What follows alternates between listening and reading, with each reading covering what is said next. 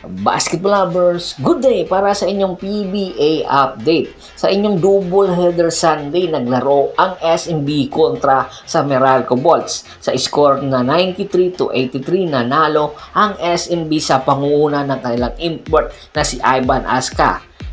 At siya rin ang naging best import at sinuportahan ito ni Junmar Fajardo at iba pa. Sa nasabing laro, si Terence Romeo hanggang first quarter lang naglaro dahil meron iniindang injury. Kaya naman asahan natin sa mga susunod na game ay hindi pa makakapaglaro si The Bro Terence Romeo at malaki ang posibilidad na magpapahinga ito. Samantala sa second game naglaro ang Barangay Ginebra kontra sa Magnolia Pambansang Manok Timplados ang Manila Clasico. Sa score na 93-91, nanalo nga ang Magnolia Pambansang Manok Timplados coming from behind win na kung saan sa first half ay tinambakan sila ng 26 big points ng Barangay Ginebra San Miguel, pero sa third quarter ay inunti-unti na ng Magnolia na makadikit sa Barangay Ginebra dahilan para manalo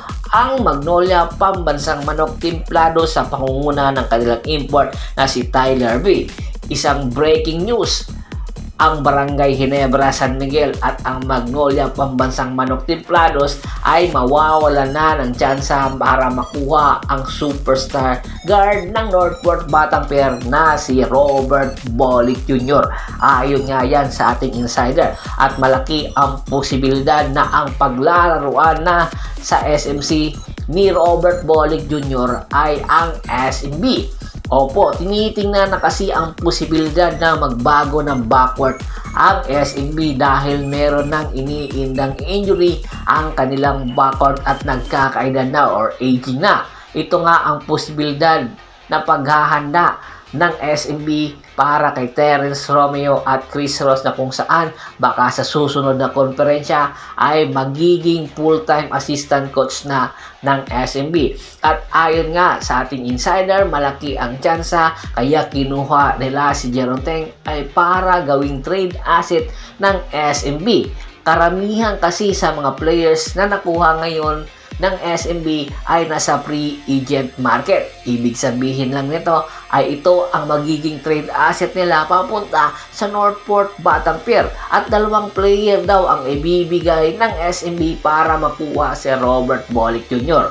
Ito nga ay si Jeron Teng at ang meron pang kontrata sa kanila na si Simon Enciso na kung saan mag-i-expire na rin ang kontrata sa paparating na December 2023. Kaya naman si Simon Enciso at Jeron Teng ang initial na offer ng SMB papunta sa Northport Batanguer. Tinitingnan rin kasi ang posibilidad ng Northport Batanguer dahil kakulangan nga sa guard rotation ng Northport Batanguer. Ito ang magiging package.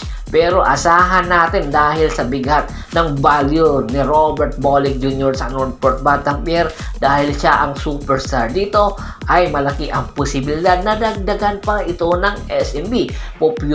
Pwede future picks or gagamit ng ibang team para papatasin ang nasabing trade transaction. At tinitingnan din ngayon ang posibilidad na i-backcourt or i-tandem si CJ Perez kay Robert Bolick Jr.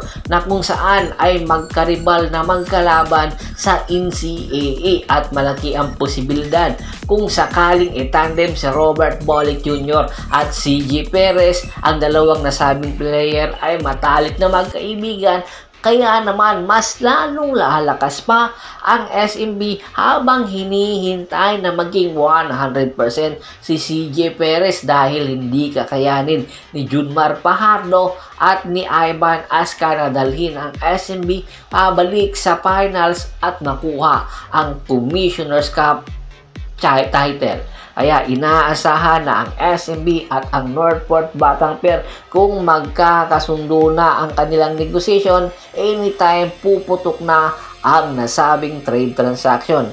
Bago pa man natin tapusin ang ating kwentuhan, shoutout muna tayo sa ating mga followers at subscribers kay Sir Anthony Laquialon, Kagawad Kat sa Kinudukusin ng Hagonoy, Bulacan, Ricky Lanza ng Ricky Rider TV ng Tansa, Cavite, John David Gulapa, Julius Roche, Ricardo Gloria, Criston Mariscal at Mr. Rafael Branya. Marami pong salamat sa walang sawa niyong pagsuporta. Pakibisita na rin po ng Facebook fanpage ko. Pakilike, pakipollow, pakishare, ganun din po sa YouTube channel ko. Hanggang sa muling kwentuhan, this is Percival Monteron at your service. Maraming salamat po.